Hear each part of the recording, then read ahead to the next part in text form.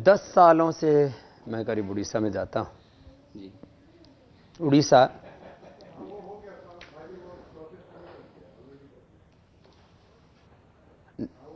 प्राकृतिक दृष्टि से देश का सबसे समृद्ध प्रांत है।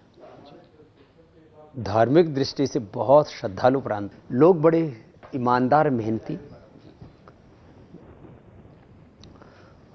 कुछ लोग जरूर ऐसा सोचते हैं कि उड़ीसा के लोग थोड़े से बाहर जाते हैं तो मेहनत ज्यादा करते हैं, अपने यहां थोड़ी कम करते हैं, ऐसा लोगों में अवधारणा है, लेकिन ऐसा नहीं है। अब उड़ीसा के लोग पुरुषार्थ में भी कम नहीं है। जी। तो उड़ीसा भगवान जगन्नाथ की भूमि है, धर्म की भूमि है, अर्थ मैंने कहा वहां, और सामर्थ्य बहुत है। अर्थ और सामर्थ्य जी। बहुत है। जी। और ये जो हमने आर्थिक आजादी की लड़ाई शुरू की है, इसमें उड़ीसा माने सबसे अग्रणी भूमिका में। अच्छा। हमें लगता है बहुत जल्दी हम एमएनसीज को वहां से परास्त कर देंगे। अच्छा सर, अनेक राज्य हैं जिन्होंने आपको ज़मीन दी है अच्छे काम करने के लिए, स्कूल खोलने के लिए, तो उड़ीसा में नवीन पटनायक सरकार जो है उनसे कैसा सपोर्ट मिलता है आपको? नवीन जी बहुत अच्छे हैं दिल के, और हमारा उनसे प्रेम है। हमारा कभी भी उनसे, आपने देखा होगा, एक बार भी हमारा कोई विरोधाभासी नहीं हुआ। आगे भी जो भी उड़ीसा में होगा तो मुझे लगता है वो हमारी मदद ही करेंगे। सपोर्ट की बात है सर कि हम लैंड दे रहे हैं, आप आइए स्कूल खोलिए। ना, अभी हमने इस बारे में बात नहीं की है। बात करेंगे तो मुझे लगता है उसके परिणाम अच्छे ही होंगे। सर, कई राज्यों में देखा है कि बेसिकली जो बीजेपी रूल स्टेट है वहाँ आपको ज़्यादा फेवर मिला है लैंड लेने में, तो ऐसा कुछ है कि जो जहाँ पे बीजेपी की सरकार नहीं है वहाँ से आपको कॉर्पोरेशन नहीं मिल रहा है? अखिलेश यादव ने हमको जमीन दी नोएडा में, सबसे प्राइम लोकेशन पर, करीब 400 एकड़ के करीब। जी। तो ये कोई ऐसा बीजेपी और नॉन बीजेपी, इसमें मैं ऐसा देखता हूं कि इसमें ये राजनीति से ऊपर का मिशन है कि इस देश को आर्थिक आजादी, आर्थिक स्वावलंबन देना। और इस बारे में जो भी देश से प्यार करते हैं वो सब, क्योंकि पतंजलि देश का ब्रांड है ना। मैं पतंजलि का unpaid brand ambassador, Acharya Balkrishna ji Patanjali के unpaid CEO, share holder, MD, कुछ भी कहो, माने निष्काम कर्मयोग, योग, निष्काम कर्मयोग, चैरिटी, ट्रस्टीशिप, इसका कोई यदि मूर्त रूप है तो पतंजलि है। जी। आपने जो वो ब्लैक मनी के लिए जो अपना एगिटेशन किया था रामलीला मैदान में अन्ना हजारे के साथ भी, तो उनका आपको लगता है कोई परिणाम अभी आया है बेसिकली आपके एगिटेशन से? देखो, हमारा सबसे बड़ा मुद्दा था काला धन, जी। भ्रष्टाचार और व्यवस्था परिवर्तन, 3 हमारे बड़े मुद्दे थे। जी। और किसी भी चीज को जमीन पर उतारने में थोड़ा वक्त तो लगता है। जी। आंदोलन 10 दिन में खड़ा हो जाता है, उस आंदोलन को जमीन पर उतारने के लिए 10 साल लग जाते हैं। जी। तो काला धन, भ्रष्टाचार और भ्रष्ट व्यवस्था से, इनजस्टिसफुल सिस्टम से देश मुक्त हो, इसके लिए समय तो लगेगा, लेकिन मोदी जी की नीयत अच्छी है, उनकी नीति अच्छी है और मेहनत पूरी कर रहे हैं। जी। तो ये नोटबंदी में से जो प्रॉब्लम हो रहा है, आपने भी कहा कि आरबीआई में 3.5 लाख का स्कैम है, तो स्कैम में तो किसी को फायदा होता है, इसमें फायदा किसको हो रहा है और प्रॉब्लम कहाँ है? देखिए, मैंने कहा कि अब आगे ये नोटबंदी की स्कीम तब सफल होगी जब 4 चीजें ठीक दिशा में काम करें। एक, बैंकिंग सिस्टम में करप्शन ना हो। दूसरा, आरबीआई अपनी रेस्पॉन्सिबिलिटी पूरी निभाए। अभी जितने भी नोट आए हैं इसमें नकली करेंसी कितनी है, और उस फिर जिस स्रोत से आई है उसको दंडित करे, और कितनी करेंसी छपी थी और कितनी वापस आई है, ये सारा प्रामाणिकता के साथ में देश के साथ शेयर करें। तीसरा इसका पार्ट है फिर टैक्सेशन डिपार्टमेंट। अब लोगों के पैसे तो जमा हो गए, अब इसमें जो बेईमान उनको छोड़े नहीं, और जो शरीफ लोगों ने जमा किया है उनको छेड़े नहीं। और चौथा है अब लोगों की आदत बदलना। ये 4 चीजें हो गई तो नोटबंदी सफल हो जाएगी कि लोग जो है कैश ट्रांजैक्शन की बजाय डिजिटल ट्रांजैक्शन में जाएं, बैंकिंग ट्रांजैक्शन में जाएं, तो आदत बदलनी पड़ेगी। तो ये 4 बड़ी चुनौतियां हैं। इन 4 चुनौतियों के बीच में ये चीज़ आगे बढ़ी तो निश्चित रूप से इसमें सफलता मिलेगी। ओवरऑल आपका नोटबंदी कैसा लगता है? मोदी जी ने ठीक नीयत से एक बहुत ही साहसिक और ऐतिहासिक निर्णय लिया है, लेकिन मैंने कहा सफलता 4 चीज़ों पर डिपेंड करती है। प्रधानमंत्री, हर काम तो प्रधानमंत्री नहीं करेगा ना, सिस्टम को भी तो काम करना पड़ेगा ना, और इस सिस्टम को दुरुस्त करने में मोदी जी लगे हुए। इम्प्लीमेंटेशन लेवल कैसा देखते हैं? इम्प्लीमेंटेशन में काफ़ी चैलेंजेस हैं, धीरे धीरे उनका समाधान हो रहा है। मुझे लगता है 30 दिसंबर के बाद भी थोड़ी चुनौतियां रहेंगी। 30 दिसंबर के बाद भी। अच्छा सर, अभी आपने 2009 में शायद पतंजलि फार्मेसी शुरू की है, अब तो काफ़ी साल हो गए हैं, तो उसमें क्वालिटी मैनेजमेंट में कैसे इंप्रूवमेंट आपने किया है कुछ सालों में? क्वालिटी कंट्रोल के लिए देखो 3 चीज़ें बड़ी होती हैं।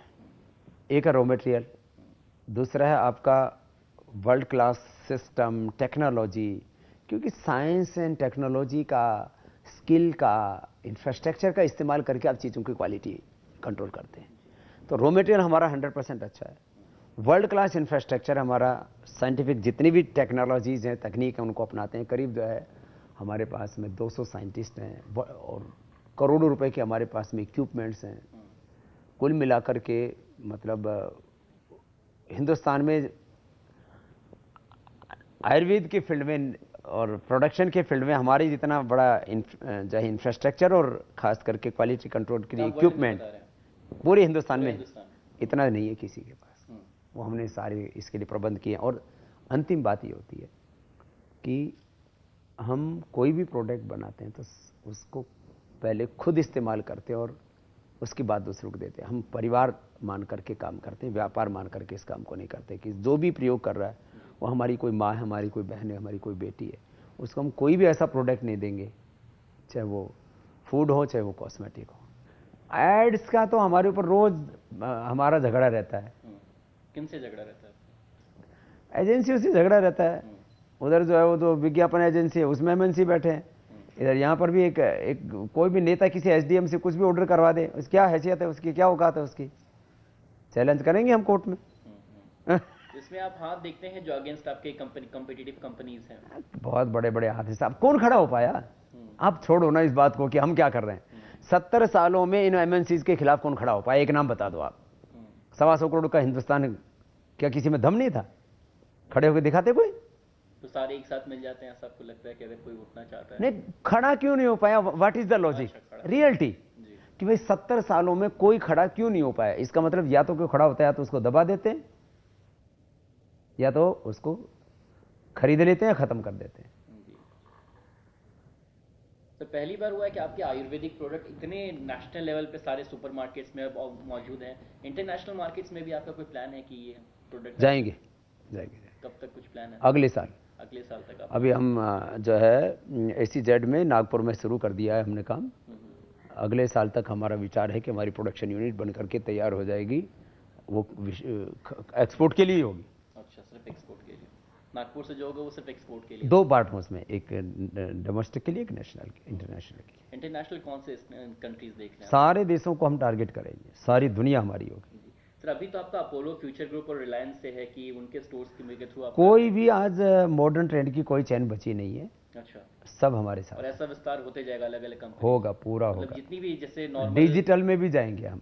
डिजिटल में भी जाएंगे? जैसे क्या कहते हैं वो जो घरों में भेजते हैं, ऑनलाइन में भी जाएंगे। अच्छा, सब चीज़ ऑनलाइन भी हो जाएंगी, तो मतलब जैसे नॉर्मल चीज़ें मिलती हैं, हर चीज़ आपका हर जगह रीच होने वाला है। हाँ, जो है ऑनलाइन जो है 2017 में बड़े रूप में शुरू कर रहे हैं। सर, फ्यूचर प्लान अभी आपका क्या है? शिशु प्रोडक्ट्स भी आने वाला था, अभी आप आ चुका है शिशु प्रोडक्ट आ चुका है। नेक्स्ट क्या है अब सर प्रोडक्ट्स में? और डेयरी में हम बड़े रूप में आने वाले हैं। और टेक्सटाइल, वो भी 2017 में हमारा लक्ष्य है कि हम लॉन्च कर दें। टेक्सटाइल में क्या सर? सब कुछ है जो है उसमें, किड्स से लेकर के लेडी जेंट्स से लेकर के योगा वेयर से लेकर के भारतीय जो परिधान है उससे लेकर के और फैशन तक सब कुछ होगा। सर, अब तो बहुत सारे से योगा सिखा रहे हैं, क्या इन दिनों में आपको लगता है ये कुछ आबादी जो आपके फॉलोअर्स की वो बढ़ी है या स्टैग्नेंट है या फिर कुछ घटी है? कई गुना बढ़ रही है और दिनों दिनों बढ़ रही है, रोज की रोज बढ़ रही है। देश विदेश? क्यों नहीं बढ़ेगी भाई? हम जो काम कर रहे हैं, हमारा सीधा काम जनता के साथ का है। देखो, कोई भी काम कब बढ़ता है? जब आपकी जनता के साथ कनेक्टिविटी होती है। हमारा कोई भी काम ऐसा नहीं है ना जो हमारे अपने लिए हो। हमारा योग भी सबके लिए है, हमारा आयुर्वेद भी सबके लिए है, हमारा उद्योग भी सबके लिए है। 5 लाख से ज़्यादा लोगों को आने वाले 5 सालों में हम रोजगार देने वाले हैं और 5 करोड़ से ज़्यादा किसानों को अपने साथ सीधे जोड़ने वाले हैं। और जो प्रोडक्शन है, आप देख लेना, कुछ दिनों में हिंदुस्तान के 125 करोड़ लोगों में शायद एक, मतलब कोई ना कोई प्रोडक्ट पतंजलि का आपको प्रयोग करता मिलेगा। तो 125 करोड़ लोगों के साथ पतंजलि की कनेक्टिविटी होगी। इस समय करीब 50% लोगों के साथ हमारी कनेक्टिविटी हो चुकी है, जो कोई ना कोई प्रोडक्ट पतंजलि का यूज करता है, क्योंकि हमारे 500 से ज्यादा प्रोडक्ट है ना दरअसल। तो कोई ना कोई चीज वो यूज करता है और उसको लगता है नहीं, और उसकी फिर लॉयल्टी बढ़ती है, पतंजलि में ट्रस्ट बढ़ता है, फेथ बढ़ता है।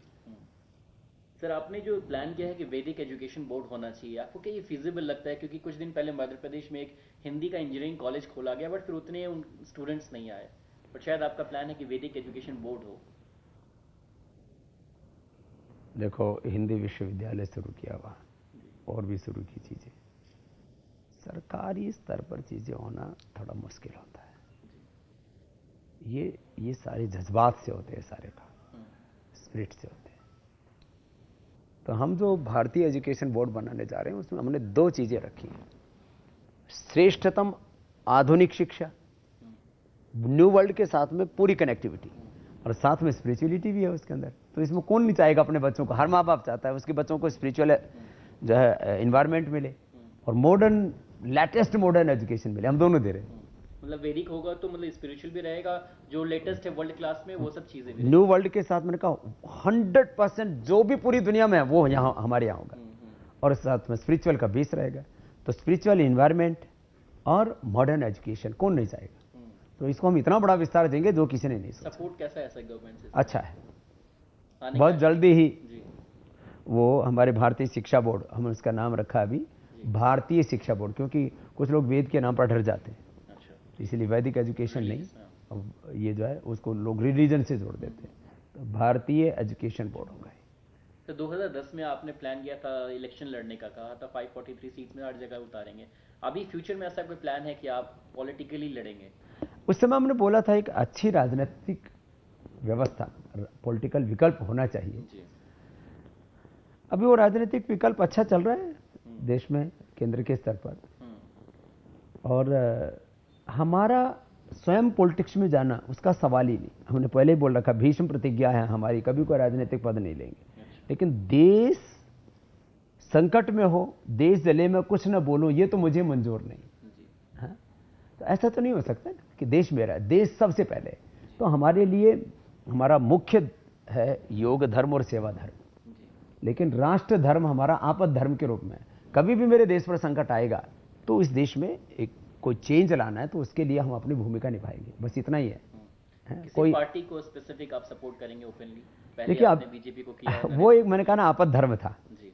वो एक पॉलिटिकल क्राइसिस था। अभी हम सर्वदलीय हैं, निर्दलीय हैं। अभी आप इंडिपेंडेंट हैं? सर्वदलीय है, निर्दलीय है। लोगों ने अभी तक ट्रस्टीशिप, चैरिटी, निष्काम सेवा, ये शब्द सुने, स्वदेशी। ट्रस्टीशिप, निष्काम सेवा, चैरिटी, स्वदेशी, ये शब्द सुने थे, हमने उनको जमीन पर उतारा है। हम 100% ट्रस्टीशिप, 100% चैरिटी, 100% निष्काम सेवा और 100% स्वदेशी को लेकर के चल रहे हैं। उसको जमीन पर उतारा है हमने, उसको व्यवहारिक रूप दिया है। नहीं तो सपनों को आकार देना सरल नहीं होता है। सपनों को हकीकत में बदलने के लिए आदमी को बहुत पुरुषार्थ करना पड़ता है। दूसरी बात, मैं चाहता हूं कि जो लोग अभी पतंजलि से नहीं जुड़े हैं, एक बार जरूर पतंजलि के प्रोडक्ट्स भी प्रयोग करके देखें। पतंजलि की 3 चीजें एक बार देखें। एक तो पतंजलि का योग करके देखें, मेरा तो नहीं हो, तो ऋषियों का है। दूसरा, पतंजलि के प्रोडक्ट प्रयोग करके देखें, उसमें वर्ल्ड क्लास क्वालिटी है, लो प्राइस पर हम देते हैं, और जो भी प्रॉफिट होता है सब सेवा के लिए। तो आपकी सेविंग देश की सेवा। और तीसरी चीज मैं एक बार ये भी कहता हूं कि आप एक बार जरा विचार करके देखें कि विदेशी कंपनियों ने देश के लिए क्या किया है। ईस्ट इंडिया कंपनी से लेकर के Coca Cola, Pepsi, Unilever, Colgate, P&G और नेस्ले तक, और पतंजलि क्या कर रहा है। तो अपने आपको भी लगेगा मुझे पतंजलि को सपोर्ट करना चाहिए। तो हम धरित्री के सब, धरित्री है ना अपना, धरित्री उड़ीसा पोस्ट 2, एक उड़िया और एक इंग्लिश। तो धरित्री के सभी पाठकों से हम कहेंगे कि वो इस मुहिम में हमारे हम सफ़र बने, जिससे कि हम इस देश को जो आर्थिक आज़ादी दिलाने का हमारा सपना है उसको हम साकार कर सकें।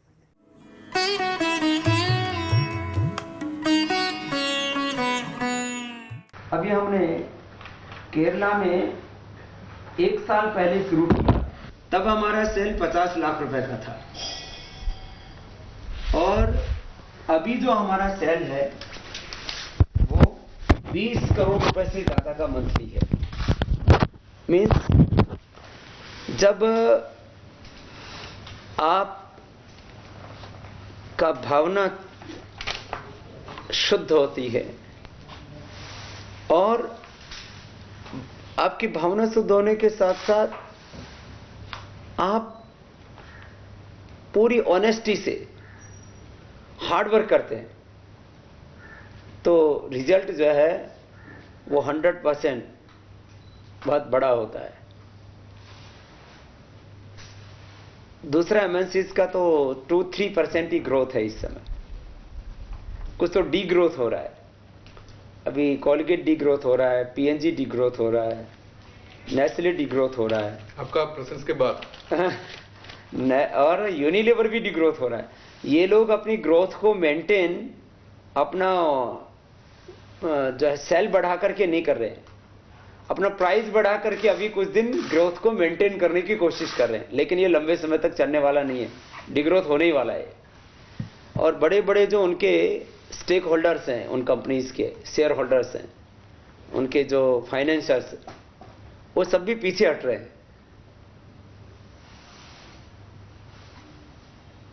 कि आपका टर्नओवर क्या है? उसमें हमने 5,000 करोड़ का किया। इस साल का हमारा जो टारगेट है वो 10,000 करोड़ रुपए का है, और ये आगे और 100% से लेकर के ये 200% भी ग्रोथ हो सकता है, क्योंकि हम नेक्स्ट ईयर तक जो हमारा प्लान है वो ये है कि हम 2017 के अंत तक करीब 30 से 50 हजार करोड़ रुपए का, 30,000 से लेकर के 50,000 करोड़ रुपए का प्रोडक्शन मैन्युफैक्चरिंग कैपेसिटी हम बिल्डअप कर देंगे। और अभी हमारा करीब 1 लाख लोगों को रोजगार हम देते हैं डायरेक्ट, और इनडायरेक्ट करीब 1 करोड़ लोग हमसे जुड़े हैं। अभी नेक्स्ट 5 इयर्स का हमारा प्लान है कि 5 लाख लोगों को सीधे रोजगार देना, 5 लाख लोगों को, और करीब 5 करोड़ लोगों को जो है अपने किसानों को, जो प्रोडक्शन करने वाले हैं, मैन्युफैक्चरिंग करने वाले हैं, रॉ मटेरियल जैसे आंवला, aloe vera, different herbs, different grains, different fruits, क्योंकि हमारा तो बहुत बड़ा वर्टिकल्स है ना। और अभी डेयरी में भी जा रहे हैं, तो डेयरी में भी सीधा किसानों को जोड़ना, और टेक्सटाइल में भी सीधा जो छोटे छोटे मैन्युफैक्चरर्स हैं उनको जोड़ना। पूजा के नाम, आस्था के नाम से हम लोग पूजा सामग्री निकाल रहे हैं, तो उसमें भी छोटे छोटे लोग, मजदूरों को और छोटे छोटे ग्रुप्स को जोड़ेंगे। हमारा ये संकल्प है कि हम ही पतंजलि नहीं बढ़े, पतंजलि के साथ और लोग भी बढ़े, जो गृह उद्योग है, लघु उद्योग है, उसको हम प्रोत्साहन देंगे। क्योंकि अभी हमारा आगे 3 बड़ा प्रोजेक्ट है, एक टेक्सटाइल का, दूसरा डेयरी का, और तीसरा अभी चल रहा है हमारा आस्था पूजा सामग्री। तो इसमें हमारा लक्ष्य होगा कि हम लोग आने वाले 2 वर्षों में 50,000 करोड़ के करीब पहुंचे। As you told, आपका सारा प्रॉफिट चैरिटी सर्विस के लिए, थोड़ा इसके बारे में थोड़ा विस्तार करें। हमारा चैरिटी का जो बेसिक हमारा इसका एक तो मैं पूरा फिलॉसफी बताता हूँ कि मैं अनपेड ब्रांड एम्बेसडर हूँ, and Acharya Balkrishna ji unpaid CEO, MD and share holder, 100% share holder holding उन्हीं के पास है। तो फिर डिविडेंड कंपनी में निपटता है। कंपनी, एक भी पतंजलि का शेयर होल्डर कोई व्यापारी नहीं है, और उत्तराधिकारी भी पतंजलि का कोई व्यापारी नहीं होगा, सब सन्यासी ही चलाएंगे इस संस्थान को पर आगे भी। तो हमने ये किया कि 70% हमारा जो प्रॉफिट है वो एजुकेशन के लिए हम लोग खर्च करेंगे, 20% हमारा प्रॉफिट योग, आयुर्वेद और गाय के और रिसर्च के ऊपर खर्च होगा। योग, जड़ी बूटियां और जो है इंडियन जो काऊ है उसकी नस्ल सुधार में, और 10% जो प्रॉफिट है वो गरीब, अनाथ और ऐसे विकलांग जो बच्चे हैं उनके लिए। तो ऐसे ये 3 हमारा बेसिक इसमें। आप अभी टेक्सटाइल इंडस्ट्री में तो आपको ये स्वदेशी जीन्स है, एक्चुअली जीन्स ये इंडियन कंसेप्ट नहीं है। तो देखो, हम जीन्स का भी स्वदेशीकरण कर देंगे।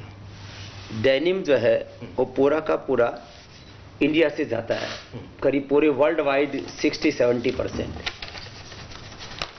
तो अब ये जैसे मेरा ये कपड़ा देखो, मोटा थोड़ा कपड़ा है, अब इसी का जीन्स बना दो। जीन्स क्या है? ये जो है विशुद्ध रूप से कॉटन, इसका जो कलर है वो ऑर्गेनिक कर दो, थोड़ा उसको कंफर्ट कर दो, हो जाएगा।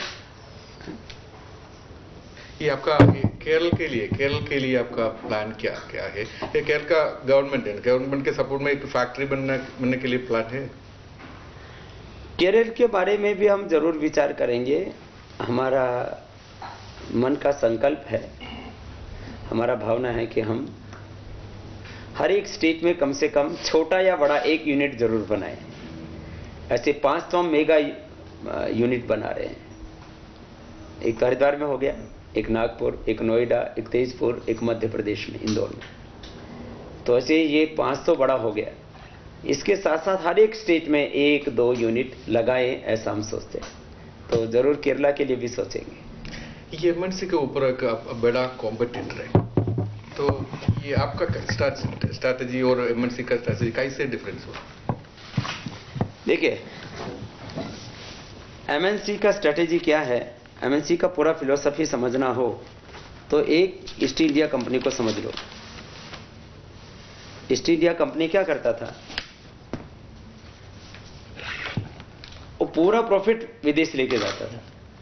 अभी भी जितना भी एमएनसी है, रॉयल्टी के नाम पर जितना भी पैसा ले, रॉयल्टी के नाम पर हजारों करोड़ रुपए हर साल, और प्रॉफिट का भी जो भी पैसा होता है वो सब बाहर लेके जाते हैं। इंडिया में कोई चैरिटी का बड़ा काम नहीं करते। सीएसआर फंड में भी हेराफेरी करते हैं, जो कि 2% होता है। हम तो 100% उसमें कहते हैं कि जो हमारा, हम करीब 20% जो है वो आगे के एक्सटेंशन के लिए रखते हैं। बाकी तो सारा हम प्रॉफिट पूरा चैरिटी के लिए। अभी भी हमने हजारों करोड़ रुपए की सेवा के काम किए। हमारा पतंजलि योगपीठ देखो, यूनिवर्सिटी देखो, हमारा एजुकेशन इंस्टीट्यूट देखो, हमारा ग्राम उद्योग का देखो, गौशाला का देखो, हमारा जो है पूरा नेचुरोपैथ का देखो, हमारे स्कूल देखो, ये सब हम चैरिटी के काम ऑलरेडी कर रहे हैं। हमने हजारों करोड़ रुपए के चैरिटी की वर्क कर चुके हैं। एक एमएनसी बता दो, Coca Cola, Pepsi, Unilever, Colgate, Nestle, कोई चैरिटी का एक बड़ा काम किया हो तो बताओ? सिंगल नहीं है। तो आपका ये एक्सपेंशन प्लान क्या है फ्यूचर? एक्सपेंशन प्लान में मैंने बोला ना, 5 बड़े मेगा फूड पार्क, और हर एक स्टेट में एक कोई भी फूड पार्क बनाना, जिससे कि लोगों को एम्प्लॉयमेंट मिले, और उस प्रदेश में जो जो रॉ मटेरियल हमें मिल सकता है तो उससे वहां फिनिश गुड भी वहीं तैयार है। हमारा पूरा दर्शन है inclusive, sustainable, decentralised, justiceful, divine growth and prosperity. This is the basic philosophy of Swadeshi. इसके अलावा एक सवाल पूछना चाहिए कि करंट इश्यू है ना, तो ये डिमोनेटाइजेशन, नोटबंदी प्रोसेस है, ये कालाधन बंद करने के लिए अच्छा स्टेप है? ये बहुत अच्छा स्टेप है, लेकिन इसमें 4 चीजों की जरूरत पड़ेगी। एक, बैंकिंग सिस्टम करप्ट नहीं होना चाहिए। आरबीआई के ऊपर लोगों का भरोसा नहीं टूटना चाहिए। बोलते हैं ना, रिजर्व बैंक रिवर्स बैंक नहीं ऑफ इंडिया नहीं बने, बोलने लग गए लोग। तीसरा, जो टैक्सेशन अधिकारी हैं वो लोग ईमानदार आदमी को छेड़े नहीं, जो गरीब आदमी है, सामान्य आदमी है, तो 2-2.5 लाख रुपए किसी ने जमा किया है यदि, और जो बेईमान आदमी है उसको छोड़े नहीं, गरीब को ईमानदार आदमी को छेड़े नहीं और बेईमान को छोड़े नहीं। और चौथा है कि लोगों को अपना आदत चेंज करना पड़ेगा, क्योंकि कैश ट्रांजैक्शन का आदत पड़ा हुआ है, तो अभी डिजिटलाइज ट्रांजैक्शन के लिए थोड़ा लोगों को अपना हॉबी, हैबिट, प्रैक्टिस चेंज करना पड़ेगा। प्रैक्टिस चेंज करना बहुत चैलेंजिंग जॉब होता है। सबसे ये आइडिया, ये नोटबंदी आइडिया अच्छा है, बट इम्प्लीमेंटेशन का बहुत प्रॉब्लम है। हाँ, इसलिए मैंने बोला ना, थोड़ा the basic problem is practice. कुछ ठीक है, कैश क्राइसिस है, थोड़ा बैंकों ने भी थोड़ा गड़बड़ किया है, लेकिन ये सब चीजों को ठीक तो करना पड़ेगा। देखो, देश को चारों तरफ से घुन लगा हुआ, घुन समझते हैं, अंदर वो कीड़ा लग जाता है, तो देश में चारों तरफ से घुन लगा हुआ है, उसको ठीक करने में थोड़ा वक्त तो लगेगा। आपको पहले एक प्लान है तो स्टार्ट ए पार्टी है ना, स्वाभिमान पार्टी, अभी का स्थिति कैसे है? देखिए, हमने उस समय बोला था कि हिंदुस्तान में एक बहुत ईमानदार राजनीतिक विकल्प होना चाहिए। तो अभी इस समय हम वो, उस समय क्योंकि बहुत बड़ा पॉलिटिकल क्राइसिस था, यूपीए का चारों लाखों करोड़ का घोटाला हो गया था और कोई एक पॉलिटिकल वैक्यूम आ गया था। उस समय हमने बात कही थी, अभी इसकी जरूरत नहीं लगती।